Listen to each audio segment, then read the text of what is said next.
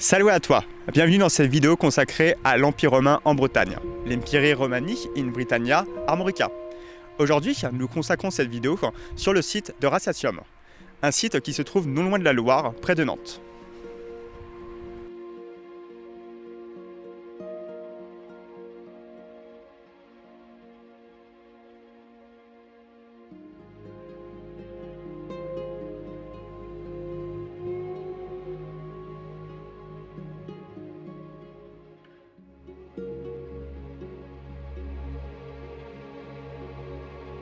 La civitas de Ratiatium est typique post-conquête romaine.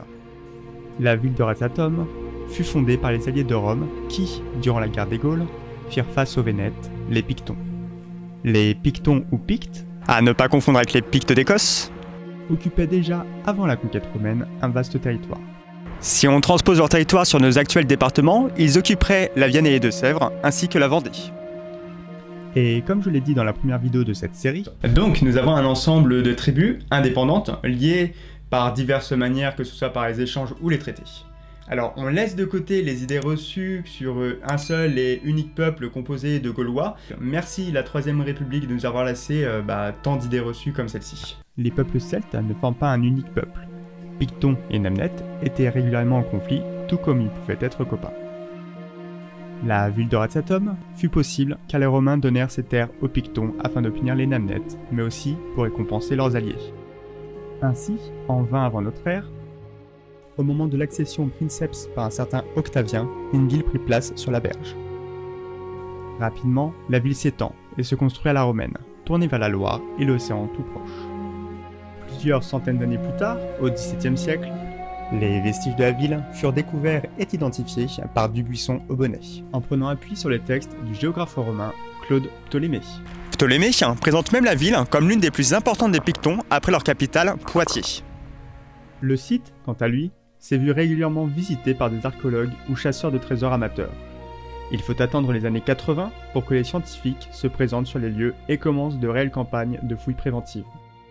La découverte est très importante. Les archéologues découvriront une vaste agglomération étendue d'environ 2 km sur les bords du fleuve. On y trouvait des quais et des entrepôts, afin de permettre le défraiement des marchandises.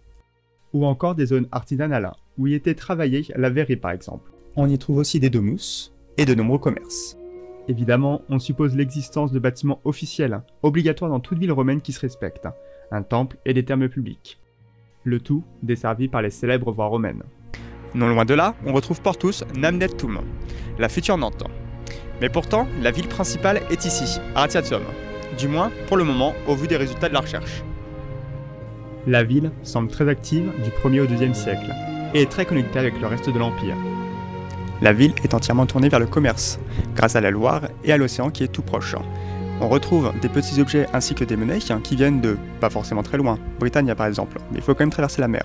Mais on en retrouve qui viennent de bien plus loin, comme en Égypte. Pourtant, cette prospérité ne dure pas indéfiniment. En 260 sous le règne du prince Galien, on suppose même que la ville est pillée et saccagée. Je me trouve actuellement à l'emplacement des anciens quais de Ratiatium. Les rives de la Loire, à l'époque, arrivaient jusqu'à là. Ce lieu, durant de nombreuses années, fit la prospérité de la ville. Mais suite à un phénomène d'ensablement au IIIe siècle, la ville tombe en déclin peu à peu, pour devenir un simple village au Moyen-Âge. Sans accès au fleuve et Portus Namentum prenant de l'ampleur, la ville décline.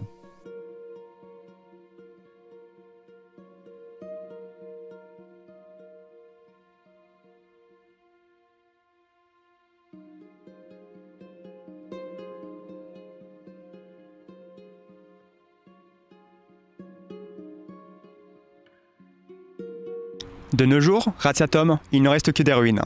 Mais on peut avoir un aperçu de ce à quoi la ville ressemblait à l'époque romaine grâce aux dernières technologies avec des reconstitutions 3D.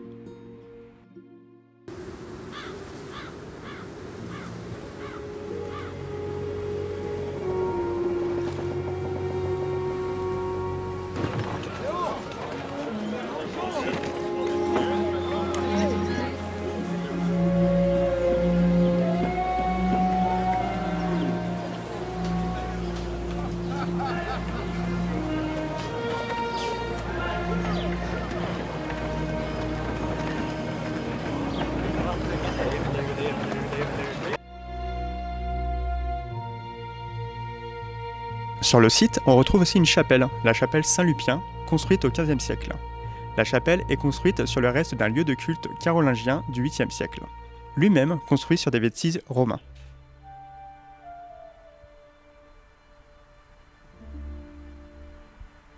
En somme, un bon gros millefeuille, chose non rare dans la construction d'un bâtiment religieux.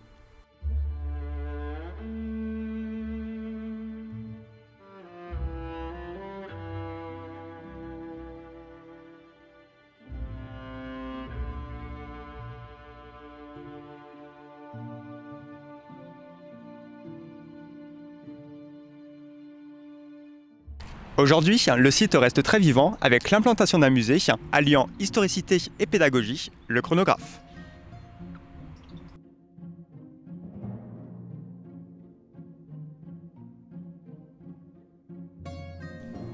Le chronographe a pour vocation la médiation et permet d'avoir une vision sur le passé du territoire. Ici, on y retrouve monnaie, outils, et on détaille de nombreuses méthodes de fabrication qui étaient utilisées à l'époque romaine. Plusieurs ateliers ludiques sont trouvables au chronographe. On peut ainsi reconstituer une amphore ou même toucher des matériaux qui étaient utilisés à l'époque. Mais on peut surtout sentir l'odeur de la fameuse soupe aux poissons, mais qui était alors consommée à l'époque.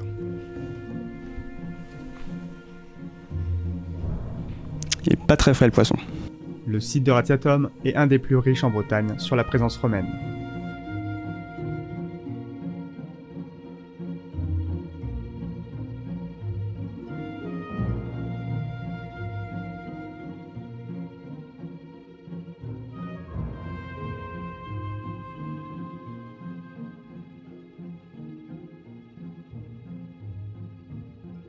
C'est ici que s'achève notre visite du site et je ne peux que vivement vous conseiller de vous y rendre afin de le découvrir par vous-même. De mon côté, je remercie chaleureusement le chronographe qui a accepté que je fasse cette vidéo et je vous remercie vous de l'avoir regardée en espérant qu'elle vous aura intéressé. Si jamais c'est le cas, je vous invite comme d'habitude à la partager, à commenter et à mettre un pouce bleu. Et je vous dis à très bientôt pour une prochaine vidéo. Allez.